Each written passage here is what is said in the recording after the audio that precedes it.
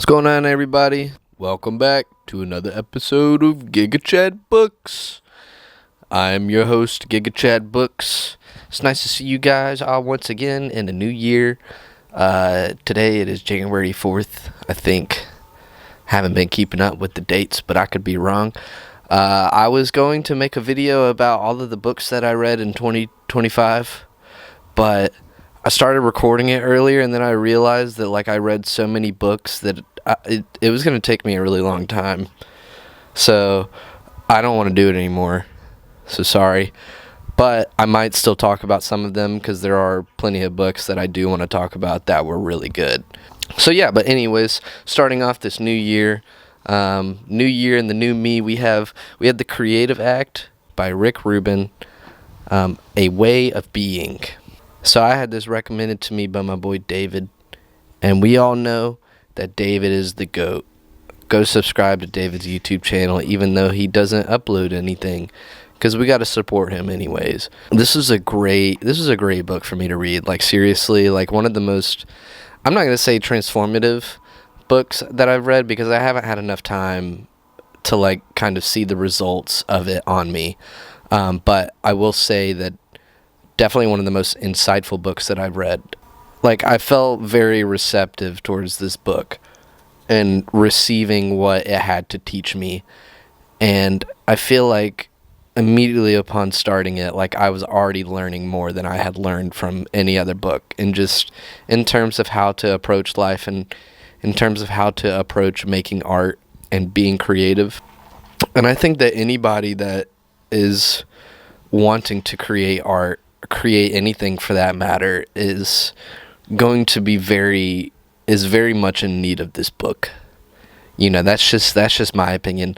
I think that there's so much to learn here, and it's just so much about mindset and about experimenting and trying new things and always being open and receptive to new ways of approaching the mundane, and how you can take this information and also just apply it to life and see where it takes you. There is a decent chunk of this book, I'm thinking about the first 100 pages, where it kind of is just approaching life in a different way and being more aware and following life with more intention and just being receptive to everything that's around you, because part of art is the experience that you take in, and when we're more open to the world, we're more open to experience and finding more things to be intrigued by. So it's just all about how you approach things. I could do this right now. I can be more aware as to what I'm creating now and in this moment that I happen to be in, where I'm just, let me give all of my devotion to the camera. Let me focus entirely on the camera and focus on the image that it presents me. Let me think about how this cold breeze feels against my skin despite me having on this sweater, and let me think about how this chain that I'm wearing is hugging my neck a little bit too tightly. It's so interesting to just be mindful of how you approach things. Mindfulness is definitely a big word that I would say is a takeaway from this book, is just being mindful. This book just made me very excited to create more and way more open to the aspect of creation, and not holding myself to too high of a standard, and to not let myself be weighed down by expectation, and to also not search for any sort of outcome. I've been thinking a lot about what I want to do with my life, and I was I want to write books. I want to be an author.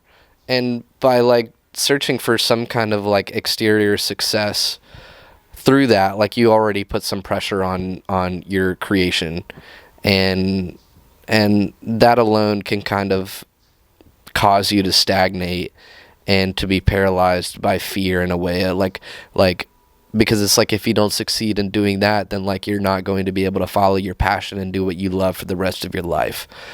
And if you just put that expectation on yourself, then you're kind of setting yourself up to fail in a way.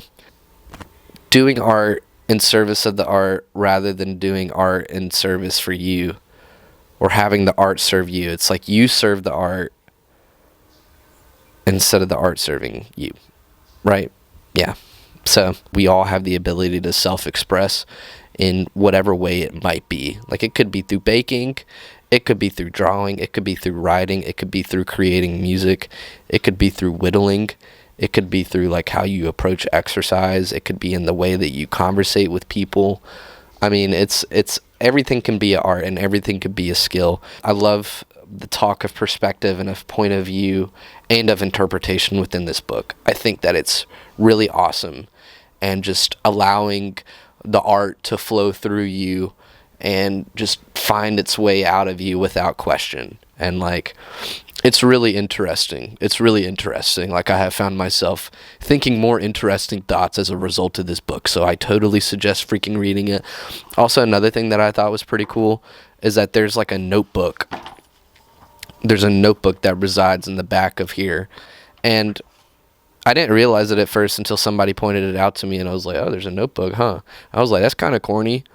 There's a freaking notebook in here so you can take notes. But then I like thought about it. I was like, bro, that perspective is low-key dumb. I'm being closed-minded currently. And I was like, he put this in the back of the book for a reason, so that you can write down the things that matter to you, and you just have quick access to whatever you need. I filled up like almost 8 pages of notes. I'm about to show you.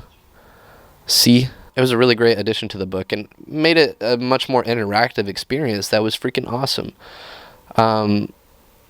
So, like, if you don't get it by now, like, I did love this book, and I think it's great. It's a great way for me to start off my freaking year, you know? Like, I'm so grateful. It's going to be an awesome year, and I hope that your year is awesome, too. Hopefully, I'll keep this channel alive for my 49 subscribers. But 49 people is a lot of people, so if people keep watching, I'll keep making. But honestly, I should just keep making for the art of making. I got to do this in service of the art, not in service of myself. So that's what I'm going to do, is I'm going to keep valuing my ability and my propensity for self-expression. And that's what I'm doing here, is just talking about the things that I love and hopefully being able to make an impact on other people. Let me get this quote. Let me get this quote that I liked. To self-express means to replicate the emotional charge you feel in yourself in others. And that's what I want you guys to have, is I want you guys to feel the love that I feel for these things that I talk about. And hopefully I can convince y'all to find something else that you love and appreciate in yourself. So that's everything that I have for you guys today. Go read The Creative Act by Rubin and get creative. Until next time, I'll see y'all later.